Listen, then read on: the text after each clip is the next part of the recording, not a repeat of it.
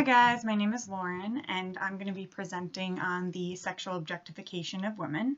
So this involves women being viewed primarily as objects of sexual desire rather than as a whole person. And then it equates a woman's worth with their body's appearance and sexual functions.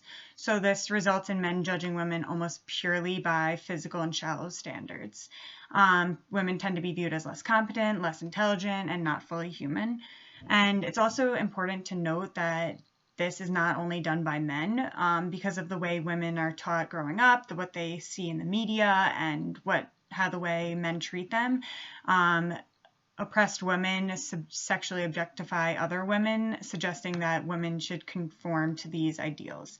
So in order to understand the influences of sexual objectification of women, we can look at the circles of sexuality and gender roles. So society greatly influences an individual's understanding of sexuality, which obviously can change with time, but these traditional gender roles are so clearly seen, and as research shows, traditional gender roles are extremely influential in objectifying women. So these roles portray men as powerful, controlling, and dominant, see women as sex objects, and believe that women are their property. So a continual social talk of women purely as sex objects reinforces an abusive mentality towards women by men. And then on the other side, traditional gender roles encourage many women to be submissive to men, fulfill their needs and wants, seek men's protection, and accept responsibility for limiting and controlling men's sexual behavior. So as men are taught to believe that women are their property, it skews both men's and women's views of sexual intimacy, and it creates a lack of empathy for women because if they have been reduced to someone's property.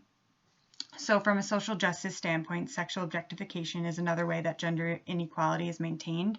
So in order to be a client of change, there must be a kind of pushing for gender equality, and not only a focus on women themselves and the impact of being sexually objectified, but as a society as a whole by advocating, addressing, and promoting health at all levels.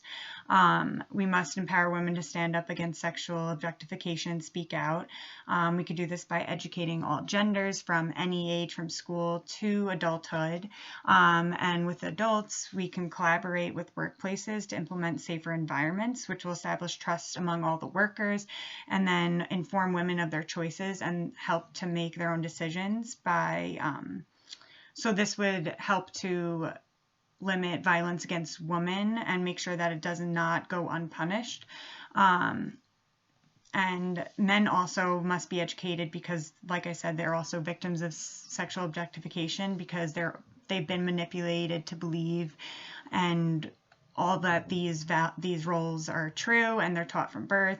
So education, of course, is empowering and will help address policies and help women manage, cope, and resist these sexual objectification experiences they have while providing them the support that they need.